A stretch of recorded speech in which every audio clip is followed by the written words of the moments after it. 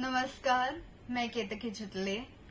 तो आज का वीडियो हम हिंदी में करने वाले हैं, ना कि मराठी में, ताकि सबको पता चले कि आज क्या इतना खास है, आज क्यों मैं ये वीडियो बना रही हूँ। तो आज है 14 मई, 14th मई। क्या खास हुआ था? 14 मई 2022 यानी कि पिछले साल मुझे अरेस्ट किया गया था। जी बिल्कुल, आज 1 साल की एनिवर्सरी है। कोई एनिवर्सरी ऐसे भी सेलिब्रेट करता है, कभी सोचा नहीं था। हमने भी नहीं सोचा था कि हम ऐसी कोई एनिवर्सरी सेलिब्रेट करेंगे, but here we are and we are celebrating my 1-year anniversary of getting arrested. So let's see पिछले साल में क्या हुआ।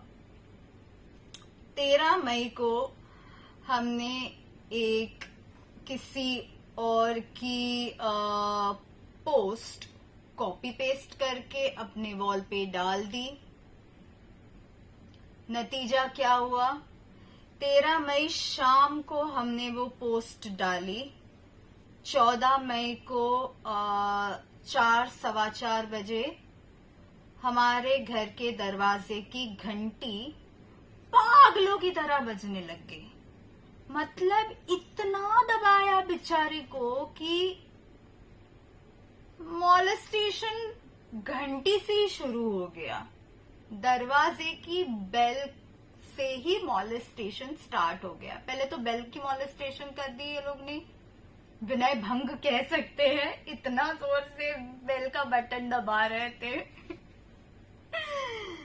दरवाजा खोलने के बाद हमें पता चलता है कि डायरेक्टली पुलिस हमारे दरवाजे के सामने खड़ी है। क्यों? कॉपी पेस्ट करना गुनाह है।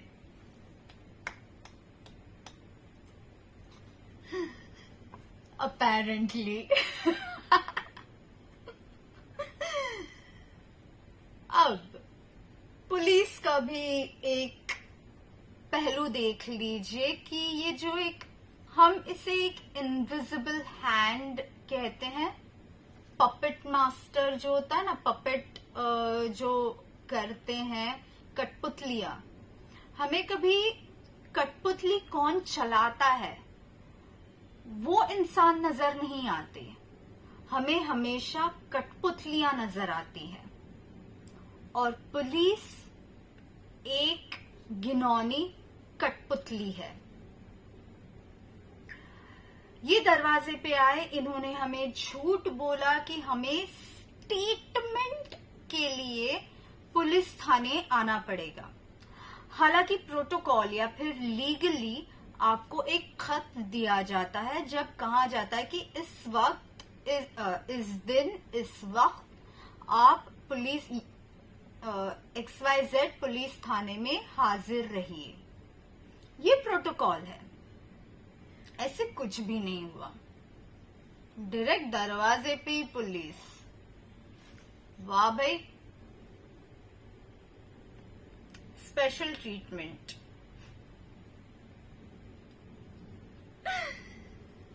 अब प्रोटोकॉल को तो जैसे मराठी में कहा जाता है, फाट्यावर मारणं। मतलब इतनी गंदी तरीके से उसको लात मारना कि कुछ लेना ना देना। ऐसे प्रोटोकॉल के साथ तो कर दिया लोग ने। झूठ मूठ बोल के मुझे पुलिस थाने लेके गए। हालांकि मैं मना कर सकती थी, पर हम इस देश के सिविक सिटीजन जिसे कहा जाता है वैसे हैं, तो हमने सोचा ठीक है जाएंगे। आईडी जरूर चेक किया हमने, क्योंकि भाई झूठे मक्कार भी पुलिस आकर थाने चलना है ऐसे कह के लोगों को मारते हैं किसी के बंगले में जाके। हमें किसी के बंगले में जाके मार नहीं खानी थी, तो इसलिए हमने बाबा आईडी तो चेक किए। पुलिस वाले थे, वाशी क्राइम के थे। हम गए उनके साथ कलम्बुली पुलिस स्टेशन में। अब वहां जाने के बाद पुलिस कस्टडी में क्या क्या हादसे हुए। सबसे पहले तो हमें इंटिमिडेट जिसे कहते हैं, यानी डराना, खौफ पैदा करना किसी के मन में, वो करने की कोशिश की गई। जब हमने कहा कि ऐसे मतलब क्यों, हम किस चीज के लिए डरे, चल क्या रहा है, मुझे कौन से इसमें अरेस्ट कर रहे हो आप, क्या स्टेटमेंट लेना है मेरा, कौन से केस में स्टेटमेंट लेना है, क्योंकि अट्रॉसिटीज तो मुझ पे 2020 में थी, जो कि एसीपी वाशी में था। जो मेरे इन्वेस्टिगेटिंग ऑफिसर है वो एसीपी वाशी है। तो मैं कलम्बुली पुलिस स्टेशन में क्या कर रही हूँ, और ये कौन से केस की आप जांच करने के लिए, मेरा स्टेटमेंट लेने के लिए मुझे आपने यहाँ पे बुलाया है, तो आप बता दो, हम उस तरह से स्टेटमेंट दे देंगे। हमें तो तब तक कोई आइडिया ही नहीं था क्या चल रहा है। फिर डराने धमकाने में एसीपी जी ने थाना क्राइम यूनिट 1 के एसीपी, उन्होंने कोशिश की, मुझे पूछा गया उस इंटिमिडेशन मोमेंट में कि आप अपनी पोस्ट डिलीट करेंगे। मैंने कहा नहीं, मैं तो अपनी पोस्ट को भी डिलीट नहीं करती, या तो मैं पोस्ट नहीं करती या फिर मैं खुद डिलीट नहीं करती। अभी कभी कभी मेटा ही हमें ब्लॉक कर देता है, जैसे कि अभी हो गया है, वो ही खुद डिलीट कर देते हैं, तो हमारे हाथ में नहीं है वो। पर हम हमारे हाथों से तो कुछ डिलीट नहीं करते बाबा, ये हमने साफ कह दिया। अब वो कुछ पसंद नहीं आया उन्हें, कहा आप माफी मांग लो। भाई हमें तो मतलब अब क्या बोले, ये बड़ा स्टूपिड सा सवाल अब लग रहा है, लेकिन उस टाइम पे तो ये मतलब सही सवाल था हमारे ख्याल से, कि हमने पूछा हम किसकी माफी मांगे और क्यों। मतलब कॉपी पेस्ट करना कब से गुनाह होने लगा, ये तो हमारे शब्द भी नहीं है। और किसकी माफी मांगनी है और क्यों मांगनी है, किस आधार पे, किस बुनियाद पे माफी मांगनी है, हमारे तो पल्ले नहीं पड़ा बाबा। तो हमने तो सीधे मुंह कह दिया, हम तो नहीं माफी मांगेंगे। गलती की हो तो हाँ जी, हम सबसे पहले माफी हम मांगेंगे, लेकिन अगर गलती नहीं की हो तो माफी किस बात की भाई। ठीक है, स्टेटमेंट तो हमारा लिया नहीं गया, हमारे कुछ पल्ले ही नहीं पड़ रहा था कि भाई हो क्या रहा है, कौन सी पुलिस है जिसने हमें पकड़ा है, कौन से पुलिस के हाथ में हमें सौंपा दिया जा रहा है, ये हमें बाद में पता चला। उस वक्त तो हमें कुछ समझ में नहीं आ रहा था। फिर पता चला कलम्बोली पुलिस स्टेशन ने हमें पकड़ लिया है, क्योंकि नजदीकी पुलिस स्टेशन वो था, वाशी क्राइम नवी मुंबई का वो था। हाँ जी, हम नवी मुंबई में रहते, अब तक तो सबको पता चल ही गया है, एनडीटीवी की मेहरबानी भाई। उसके बाद पता चलता है थाने वालों ने हमें उठा लिया, अरेस्ट वारंट नहीं था। बिना अरेस्ट वारंट हमारी सारी चीजें, हमारे पर्स में जो भी चीजें थी उनकी एक लिस्ट बनाई दी गई कि भाई ऑन पर्सन क्या क्या चीजें थी। ऑन पर्सन यानी कि हम हमारे साथ क्या क्या खुद के साथ कैरी कर रहे हैं, खुद के पास क्या क्या है उस वक्त।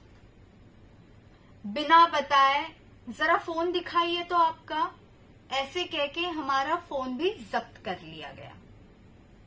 Okay, without any warrant, without confiscation का एक नोटिस भी नहीं कि हम कॉन्फिस्केट कर रहे हैं, ऐसी नोटिस भी नहीं, ना कोर्ट ऑर्डर ना पुलिस ऑर्डर, डायरेक्टली अपने आप खुद सब लोग फैसला करके सब काम चल रहा है।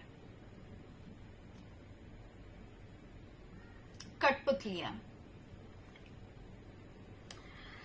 अब जब वो तो YouTube पे अवेलेबल ही है, अलग अलग एंगल से आपको नजर आएंगे, एक एंगल की भी जरूरत नहीं है। ये एंगल पसंद नहीं आया, चलो ठीक है दूसरे एंगल से देख लो। ऐसे आपको अलग अलग एंगल से नजर आएंगे कि जब हम पुलिस कस्टडी में थे, पुलिस के हाथ में थे, जब गाड़ी की ओर चल रहे थे, तब हम पे एनसीपी की औरतों ने, राष्ट्रवादी जिसे हम कहते हैं, उस पार्टी की औरतों ने स्याही के नाम पे काला रंग फेंका और अंडे फेंके। हाँ, मुझे एक्चुअली एक ही सवाल है कि इनको अंडे क्या सस्ते मिलते हैं? क्योंकि ये हमेशा अंडे लेके क्यों घूमते हैं? लाइक बाकी कोई सब्जी नहीं है उनके पास, अंडे लेके जरूर घूमते हैं। शायद उनको कम दाम में मिलता होगा होलसेल में। दुकान के पास जाने से अच्छा है एनसीपी के पास ही जाए और कहें कि भाई थोड़े अंडे हमें दे दो, हम पे ना फेंको, थोड़े अंडे दे दो, हम कुछ उसका ऑमलेट वॉमलेट बना के आपको भी खिला देंगे। Jokes apart. तो तभी पुलिस क्या कर रही थी? अगेन हमारा लॉ बहुत साफ है, बहुत क्लियर है। यदि एक सिविलियन, आम इंसान पुलिस को मारता है तो तुरंत उसे अरेस्ट करने का अधिकार पुलिस के पास है। पुलिस ने क्या किया? कलम्बुली पुलिस वाले तो भाई माशाल्लाह ऐसे खड़े रह के तमाशा देख रहे थे। मतलब वो तो एंटरटेनमेंट चैनल चल रहा है, कोई रियलिटी शो चल रहा है, उस तरीके से पूरा तमाशा देख रहे थे। थाने वाले थोड़े हड़बड़ा से गए क्योंकि हमें किसी को पता नहीं था कि ऐसे कुछ होने वाला है तमाशा। शायद जिनको पता था इसलिए कलम्बुली चिल मार रही होगी, क्या पता। हमें वहां से अब पुलिस कस्टडी में होके यदि आम इंसान, कोई पॉलिटिकल पार्टी का इंसान हमला कर सकता है तो भाई हम कौन से जमाने में रह रहे हैं? हमारे पॉलिटिकल सिनारियो क्या था लास्ट ईयर का, वो समझ लीजिए कि आम इंसान को इस देश में, इस राष्ट्र में, महाराष्ट्र में सेफ्टी नहीं है, हम सुरक्षित नहीं है। पुलिस कस्टडी में होके भी हम सुरक्षित नहीं है, ये तो साफ समझ में आ गया। जैसे कि मैंने कहा, आप YouTube पे देख सकते हैं, अलग अलग एंगल से आपको नजर आएगा। जो मर्जी चाहे एंगल देख लो, जिस मर्जी से आपको देखना है हमारा विनय भंग होते हुए, उस एंगल से आप देख लो। ब्लाउज कौन खींच रहा है, पल्लू कहाँ गिर रहा है, साड़ी कैसे हमारी ऊपर हो रही है, जो एंगल चाहिए हमारा विनय भंग होते हुए आपको नजर आएगा। हमारे शरीर के कौन कौन से हिस्से किस तरह से दबाए गए हैं नजर आएगा। सब नजर आएगा, खुद देख लीजिए। अब यदि आप YouTube पे देख सकते हैं,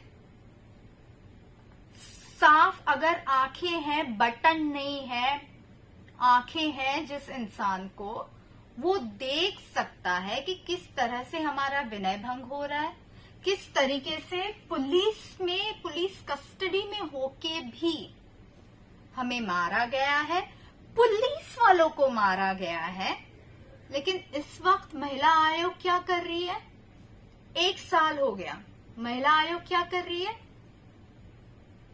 कुछ नहीं। हम महिला आयोग के पास गए कंप्लेंट लिखवाने, महिला आयोग ने क्या कहा हमें? ये तो बड़ी मजाकिया बात थी, हम तो हैरान हो गए। तो पहले जब महिला आयोग के पास गए थे, जब हम हमारे वकील महिला आयोग के पास गए थे, हम तो अंदर तुरुंगवास में थे। तब उसके बाद हम बाहर आने के बाद महिला आयोग ने हमें भेजा रीजनल ऑफिस में। रीजनल ऑफिस में जाने के बाद पेन ड्राइव पे सारी जानकारी हमने उन्हें दी, पूरा हमने उन्हें वापस स्टेटमेंट दिया, सब किया। रीजनल ऑफिस में बैठी हुई महिला आयोग की जो भी महिलाएं थी, जो पोजीशन में थी, वो हमें उल्टा ही बता रही है कि आपको जैसे ईमेल में रिस्पांस मिला ना कि हाँ हम इसकी जांच करेंगे, लेकिन एक्चुअली कुछ जांच नहीं होगी, वैसे ही रिस्पांस हमें भी मिलने वाला है। ये महिला आयोग की जो कार्यकर्ताएं महिलाएं थी, ऐसे हमें बता रही है। माने कि खुद जिस आयोग में आप काम करते हो, आप खुद ही हमें बता रहे हो कि आयोग आपके लिए कुछ काम नहीं करने वाला, लेकिन आयोग, हाँ बाबा, बिंदी पहनी नहीं है, बिंदी लगाई नहीं है, लेकिन उस औरत पे कोई यदि कहता है कि हम इंटरव्यू नहीं देंगे क्योंकि हमारी मर्जी, भाई हम उसी औरत को इंटरव्यू देंगे जिसने बिंदी लगाई हो, तो महिला आयोग खड़बड़ा जाता है। पूरा देश मानो कि पता नहीं कुछ वर्ल्ड वॉर हो गई हो, ऐसे महिला आयोग जाग जाता है। लेकिन यदि एक महिला का विनय भंग होता है तो महिला आयोग चुप। कठपुतली महिला आयोग में कौन फिलहाल चेयरपर्सन है, आप खुद देख लीजिए। कठपुतलियां केवल पुलिस या महिला आयोग ये कठपुतली है ना जी। वैसे पुलिस वालों से याद आया, जब हम इन महिलाओं के बारे में, जैसे कि हमने कहा कि एक लॉ है, लॉ के मुताबिक यदि पुलिस पे कोई सिविलियन यानी आम आदमी पुलिस पे हाथ उठाता है, जब पुलिस ड्यूटी पे है, ओके, ड्यूटी पे नहीं है बात अलग है, लेकिन यदि वो पुलिस ड्यूटी पे है, हमारा सिक्योरिटी गार्ड आज बहुत ही ज्यादा जोश में लगे रहे हैं, ठीक है, कोई नहीं। यदि पुलिस ड्यूटी पे है और उनको मारा पीटा जाता है, तो जैसे कि हमने पहले भी कहा, वो लॉ है कि उनको उठा के सीधे आप वो आम इंसान को कस्टडी में ले सकते हैं। वो तो हुआ ही नहीं, लेकिन हमने जब पुलिस स्टेशन में एफआईआर लिखाने की कोशिश की कि हमारा एफआईआर लिखो भाई, कृपया इसकी जांच करो, तो केवल एनसी कॉग्निसेंस की कंप्लेंट जो होती है कि हमने आपकी बात सुन ली, बस हो गया, इतना ही हुआ है। 1 साल भर, 1 साल की बात कर रही हूं मैं, अभी तक एफआईआर पुलिस ने नहीं लिखा है, दर्ज नहीं किया है। क्या हम पुलिस के पीछे नहीं पड़े हैं कि दर्ज करो दर्ज करो? आपको नहीं लगता हमने ये सब किया होगा? सब किया है। लेटर्स लिखे हैं पुलिस को, भीख मांगने तक की नौबत आई है कि हमारा एफआईआर लिखवा लो। फिर भी वो औरतें जिन्होंने खुद, आप उनके भी इंटरव्यूज यूट्यूब पे देख पाओगे, जिन्होंने खुद कन्फेस किया है कि हाँ हम ही है, मेरा नाम ये है फला, मतलब मैं उनका नाम लेके उनको महत्व नहीं देना चाहती इस वीडियो में। ये नाम है, वो नाम है, यदि वो इलेक्शन के लिए खड़ी हो जाए तो मैं उस औरत का बिल्कुल नाम लूंगी, लेकिन फिलहाल मैं उस औरत का नाम नहीं लूंगी। पूना से आए थे, कितना ट्रैवल किया है, कितना एफर्ट डाला है। देखो मुझे कलर मुझ पे फेंकने के लिए, मुझे मारने के लिए, मेरा विनय भंग करने के लिए, और अंडे तो क्या पूना से लेके आए थे, शायद वहां पे सस्ते मिलते हो, क्या पता। यार एनसीपी वालों को मुझे सच में पूछना, आपको अंडे सस्ते कहां से मिलते हैं? खैर, तो आज तक 1 साल हो गया, एफआईआर तक नहीं दर्ज किया है पुलिस ने। कठपुतलिया। नेक्स्ट डे होता क्या है, हम इन्वेस्टिगेशन चालू है। हमें 14 मई को अरेस्ट किया गया है, 15 मई को हमारा कोर्ट लगा है, हॉलिडे कोर्ट। जांच अब तो शुरू भी नहीं हुई है। मैजिस्ट्रेट ने रिपोर्ट में क्या लिख दिया? She has committed a grave crime. Judgement pass भी कर दिया, इन्वेस्टिगेशन पूरा नहीं हुआ है और यहाँ पे जजमेंट हो गया। मैजिस्ट्रेट ने डिक्लेयर कर दिया कि मैंने गुनाह किया है, ग्रेव क्राइम, यानी कि बहुत ही बड़ा गुनाह किया है मैंने। हालांकि हम पे ऐसे सेक्शंस डाले गए हैं जो कि स्क्रैप हो चुके हैं, सुप्रीम कोर्ट ने उनको निकाल दिया है। For example section 66A cyber law का, वो स्क्रैप हो चुका है, लेकिन फिर भी हम पे वो सेक्शन डाला गया था और उसके बुनियाद पे हमें ये रिपोर्ट ये कर दिया कि I have committed a grave crime. Judgement pass कर दी गई। आज तक हाई कोर्ट में केसेस चालू है और उसका जजमेंट नहीं हुआ है, क्योंकि आर्ग्यूमेंट तक ही केस नहीं गई है। केस आर्ग्यूमेंट तक जानी चाहिए, हियरिंग होना चाहिए। उसके बाद दोनों साइड की बातें सुनने के बाद एविडेंस जब एक जज के पास आता है, सारे पुरावे देख के जजमेंट की जाती है। ये इसीलिए उन्हें जज कहा जाता है, ताकि वो अनबायस्ड है, किसी की बाजू बिना बाजू लिए वो जजमेंट पास कर सके। यहां पे ऐसे हुआ नहीं। कठपुतलियां। अब जुबैर की बात कर लो, क्योंकि ये तो सिलेक्टिव जजमेंट हुआ। हमें भेज दिया तुरुंगवास भोगने के लिए। जुबैर 6:30 से पहले भाई उसको रिहा कर दो, उसने तो कुछ नहीं किया है। Selective judgement. आज तक 1 साल हो गया, हमारे सारे गैजेट्स पुलिस के पास है, फॉरेंसिक्स में पड़े हुए हैं और हमारे हाथ में नहीं दिए गए वापस। क्यों? क्योंकि जज का, उस मैजिस्ट्रेट का मानना है कि वो हमारे गैजेट्स ही नहीं है। अब यदि वो हमारे गैजेट्स नहीं है तो कौन से बुनियाद पे आपने हमें अरेस्ट किया और आप कह रहे हैं कि इस मोबाइल फोन से कॉपी पेस्ट होकर केतकी ने ये अपलोड किया था, जब जज के मैजिस्ट्रेट कह रहे हैं कि वो फोन ही हमारे नहीं है।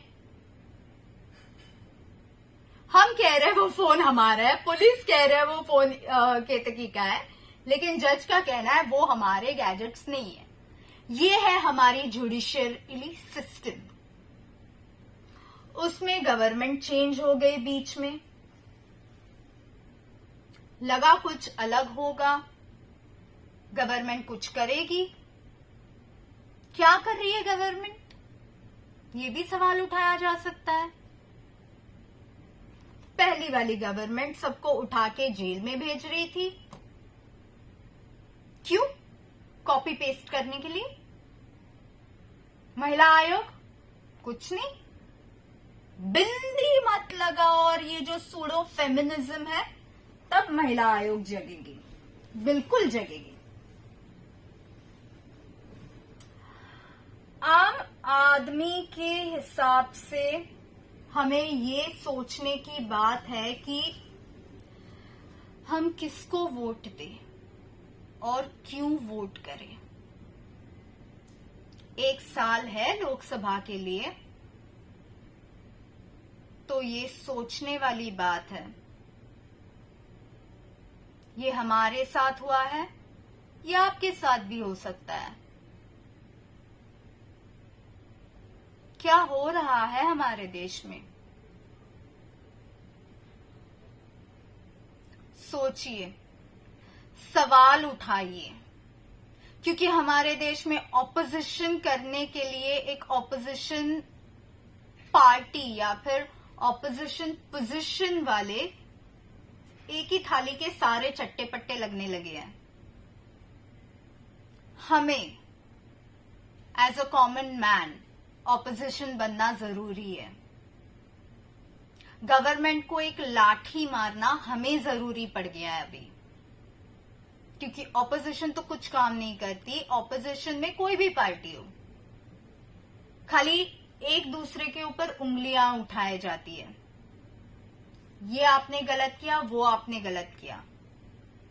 आज हम रूलिंग में हैं, कल आप रूलिंग में रहोगे। खाली ब्लेम गेम, जिसे अंग्रेजी में कहा जाता है, वो ही होता रहेगा। लाठी मारना केवल अभी हमारे हाथ में रह गया है, क्योंकि बाकी सारे तो कठपुतली है। पुलिस कठपुतली, किसी को भी उठा के कभी भी अंदर कर देती है, बिना जांच पड़ताल के, बिना प्रोटोकॉल के, बिना लीगली किसी को भी उठाया जाता है और अंदर डाल दिया जाता है। उठा के किसी के बंगले पे लेके जाते हैं, मारते हैं। हमारे साथ 41 डेज इन सॉलिटरी कन्फाइनमेंट, यानी कि काला पानी से एक स्टेप नीचे, केवल एक स्टेप नीचे, काला पानी से अकेले रखा गया था 41 दिन।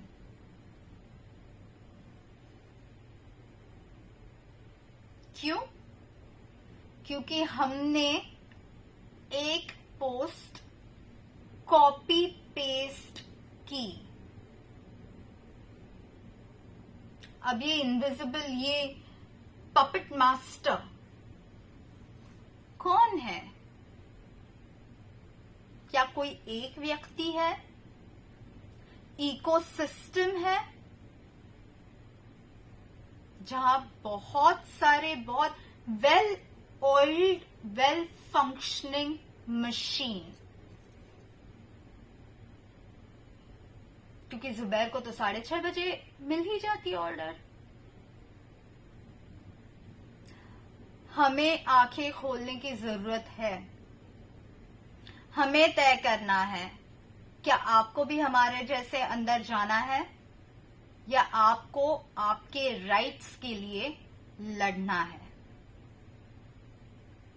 क्या आप चाहते हैं आपके साथ भी इन्वेस्टिगेशन पूरा छोड़िए, शुरू भी नहीं हुआ, उसके पहले ही जजमेंट पास कर देते हैं, कहते कि आपने गुनाह किया है।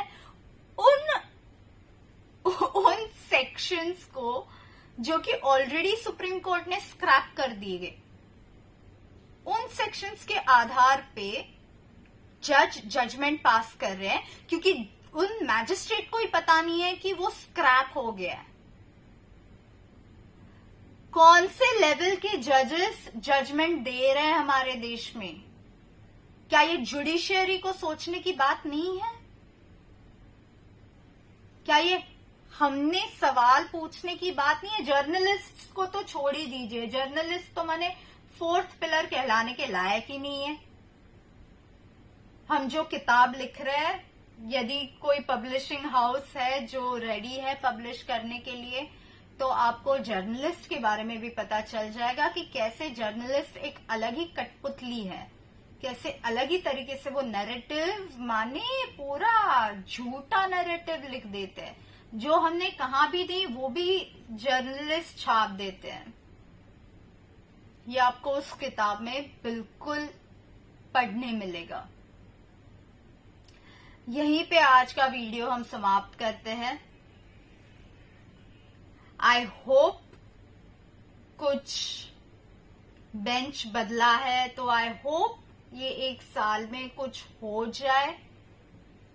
जो हमारे पास आई थिंक फिलहाल हम रिकॉर्ड भारत में रिकॉर्ड है शायद हमारा फिलहाल सबसे ज्यादा केसेस एक ही विषय के ऊपर, सबसे ज्यादा FIRs, maximum amount of FIRs under for 1 cause का रिकॉर्ड शायद भारत में आज हम कैरी कर रहे हैं।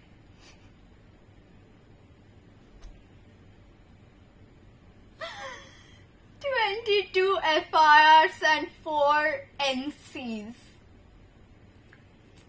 for 1 cause, for copy pasting the same thing, और सारे FIRs में सेम चीज कॉपी पेस्ट करके डाली गई है। खाली FIR जिसने दर्ज किया है उस इंसान का नाम बदला गया है। सारे एनसीपी के लोग। यार कम से कम अंडे तो मुफ्त में मुझे लाइफ टाइम अंडों का सप्लाई कर दो। बेचारा वो थाने सेशंस कोर्ट 3 दिन तक अंडों के स्मेल से हैरान हो गए थे सारे के सारे। वो कहानी भी किताब में लिखी है हमने कि क्यों 3 दिन तक सारे लोग इस सोच में पड़ गए थे कि अंडों का स्मेल क्यों आ रहा है। सेशंस में जाके 3 दिन तक म्युनिसिपैलिटी को आके वहां पे आके सारे रास्ते क्यों साफ करने पड़े, ये हमने किताब में लिखा है। देखते हैं, होप सो कि हमें कोई पब्लिशिंग हाउस मिल जाए जो पब्लिश करे हमारी किताब। तब तक जय हिंद, वंदे मातरम, भारत माता की जय।